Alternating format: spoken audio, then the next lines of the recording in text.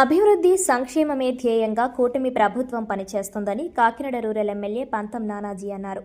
Kakinada rural మండలం సర్పవరం గ్రామంలో postal కాలనీతో పాటు పలు ప్రాంతాలలో నూతనంగా నిర్మించిన సీసీ రోడ్లను ఎమ్మెల్యే పంతం నానాజీ ప్రారంభించారు. అనంతరం ఆయన మీడియాతో మాట్లాడుతూ 76 కోట్ల 46 లక్షల వ్యయంతో ఉపాధి హామీ పథకం నిధులతో రోడ్ల నిర్మాణం చేపట్టడం జరిగిందన్నారు. సాకే నుండి 12 కోట్లు, R&B నుండి 4 కోట్లు, పంచాయతీరాజ్ నుండి 6 కోట్లు, సుమారు 100 కోట్ల నిధులతో రోడ్ల అభివృద్ధి చేయడం జరిగిందన్నారు.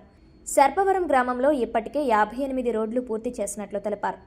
ఎండాకాలంలో త్రాగునీటి కొరత లేకుండా రక్షిత మంచినీటి యాక్షన్ ప్లాన్ను సిద్ధం చేశామని, నియోజకవర్గంలో 125 ట్యాంకుల నుండి ఇప్పటికే శాంపిల్స్ను సేకరించి టెస్టు చేసినట్లు తెలిపారు.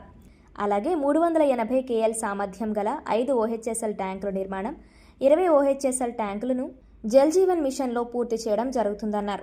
మౌలిక సదుపాయాలే లక్ష్యంగా పనిచేస్తున్నామని, ఇచ్చిన హామీలన్నీ నెరవేర్చుకోవడం జరిగిందన్నారు. ఈ కార్యక్రమంలో జనసేన నాయకులు Pulla Sriramulu, MPDO P Satish, TDP నాయకులు పెంకె శ్రీనివాస్ బాబా, బీజేపీ నాయకులు రంబాల వెంకటేశ్వరరావు, జన సైనికులు తదితరులు పాల్గొన్నారు. ధ్యేయంగా అలాగే అభివృద్ధితో పాటు సంక్షేమం, అంటే సంక్షేమం చేసినప్పుడు అభివృద్ధి చేయలేమని చెప్పి గత ప్రభుత్వం అభివృద్ధి విషయంలో చేతులెత్తేసిన సంగతి మీ అందరికీ తెలిసిందే.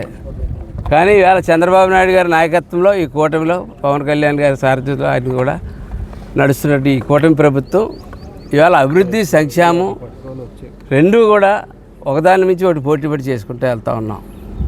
అందులో భాగంగానే ఇవాళ అభివృద్ధిలో కార్యక్రమం ఎన్ఆర్జీఎస్ నిధుల నుంచి 76 కోట్ల 46 లక్షల రూపాయలు రోడ్లు మనం పూర్తి చేసుకోవడం జరిగింది.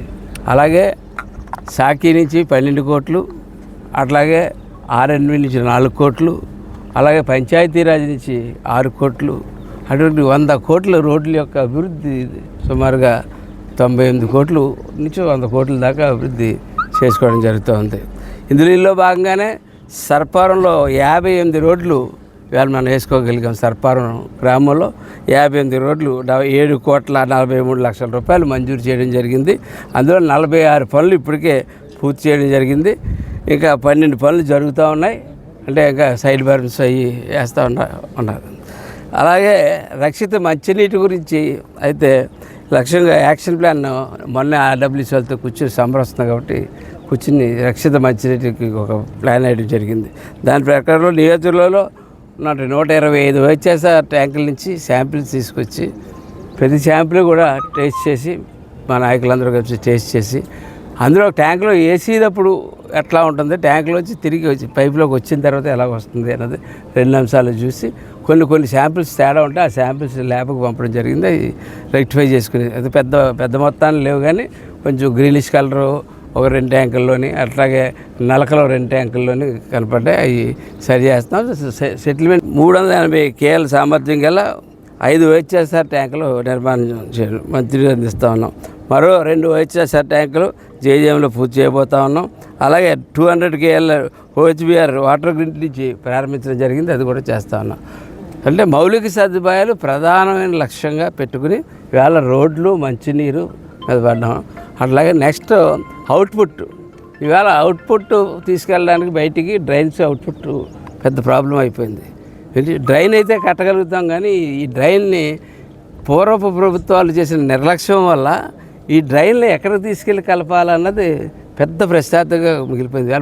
దాన్ని అంతా కలిసి NFCL ద్వారా కానీ GFCL ద్వారా వారి నీటితో కొట్టి కలిపి మనం ఏమన్నా SDPI పైప్ లైన్ వేసి ఉప్టేర్లో కలపడానికి ఒక ఆలోచిస్తూ ఉన్నాం. ఇలాగ అవుట్పుట్ బయటికి వెళ్ళడానికి కొట్టే డ్రైన్స్ కూడా త్వరలో స్టార్ట్ చేస్తాం.